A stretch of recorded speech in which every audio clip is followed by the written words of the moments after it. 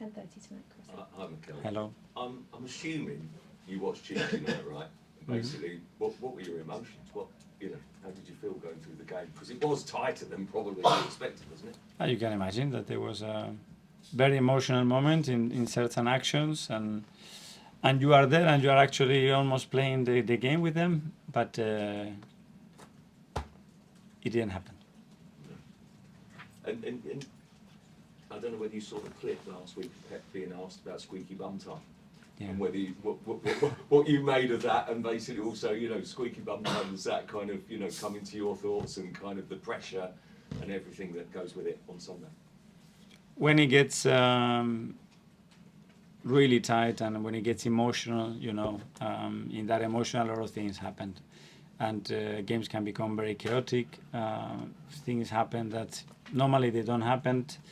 And within that chaos, the magic can happen as well. And we have seen it many, many times. So let's see. Is the magic still possible Sunday? Because, I don't know, we thrive in the Premier League about those exciting games, those big occasions, the drama and sort of anticipation of it. We've seen twists and turns before. I think the magic is already happening because this is what I think everybody wants. Every football supporter, fans wants to live that it goes to the last game, to the last minute in the Premier League at this level, the most beautiful league in the world by far.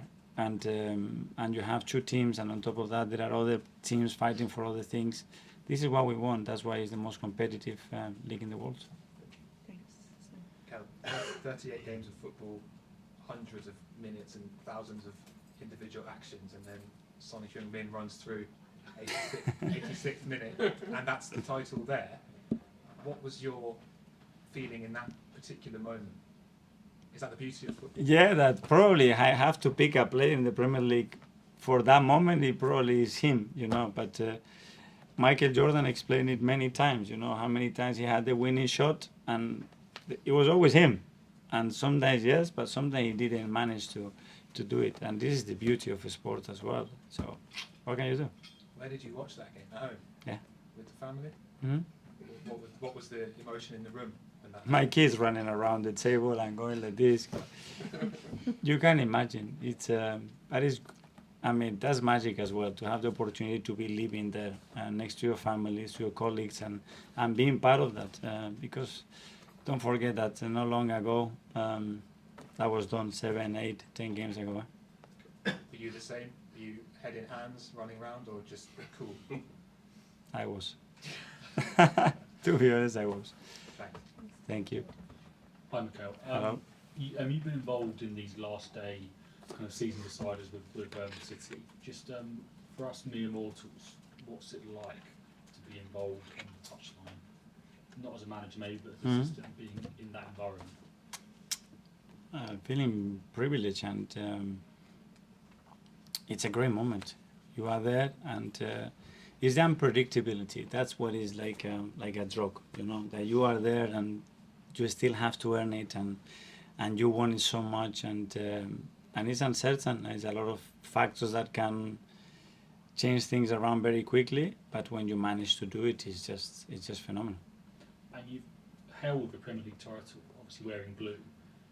Will it feel more special holding a Premier League trophy as an Arsenal manager? I know you've lifted it as a City coach, but as an Arsenal manager, will it just feel that bit more special? It will be, for sure, one of the best days of my life. And the sporting side, for sure, because that was a big dream that I didn't manage to achieve as a player. And I had another one as a manager. So if I can do it, and especially with the people that we work every single day, that will be someday. And did it feel strange lifting it as an assistant coach? Because obviously... It was great, believe me, yeah. It was great. Lifting this trophy is beautiful, regardless what you do. Thanks. Gary. Nico, you said about sort of change. Some managers think they need to change a few players every summer, quite a few, just to freshen up. Do you have in your mind how many you think you might want to change just to freshen up the squad? My first thought is always improve them. So we have these players, how can we improve them? There are players that have improved, do they have another level? There are others that they haven't participated, we are not improved. what am I doing wrong? What can we do better as coaching staff, as a staff, to improve them? And then if we see that there is no room, or there is room for improvements with resources that we don't have, we look to the academy first and said, okay, is there something there that can really help us there? Hopefully, yes. And if not, you're going to have to go and recruit it.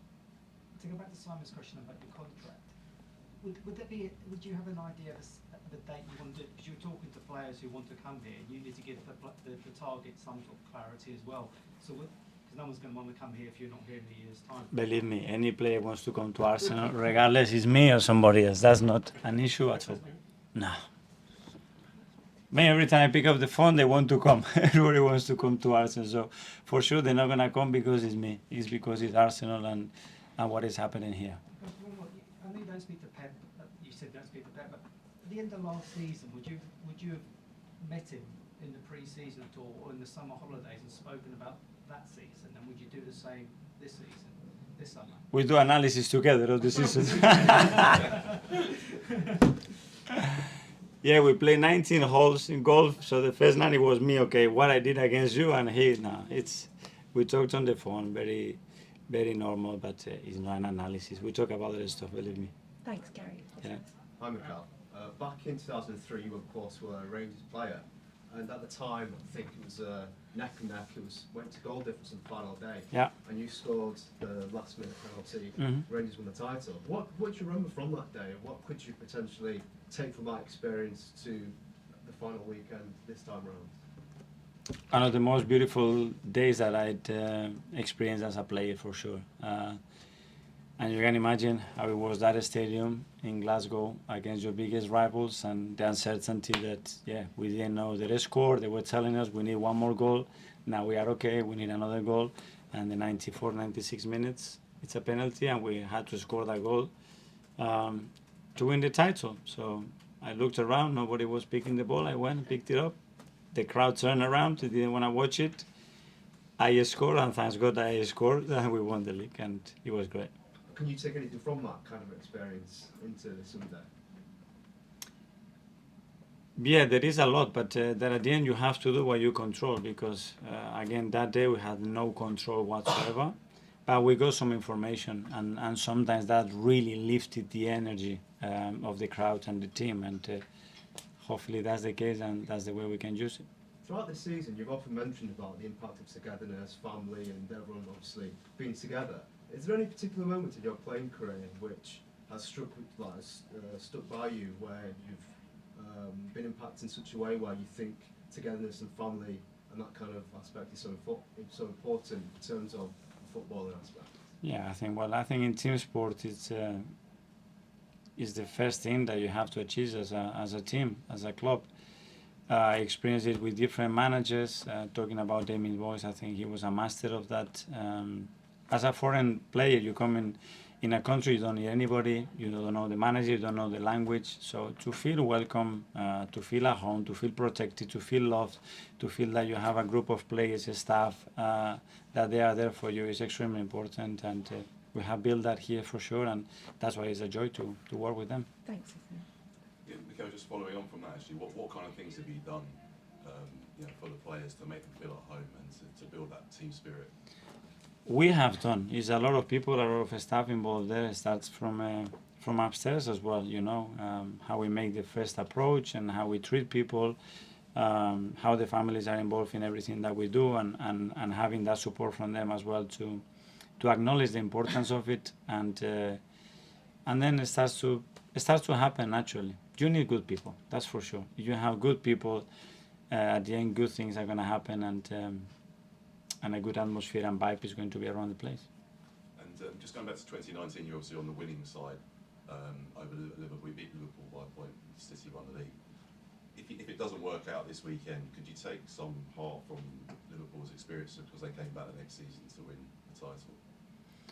That's generally in sports. If you want to win, if you don't, okay, what can you improve to be better and try again, and be ruthless with that assessment and understand the reasons why and try to be better.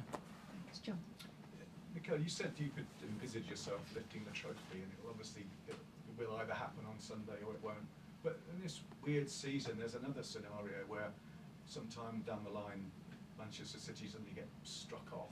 Would that seem like a triumph if suddenly a year's time you've won last year's title?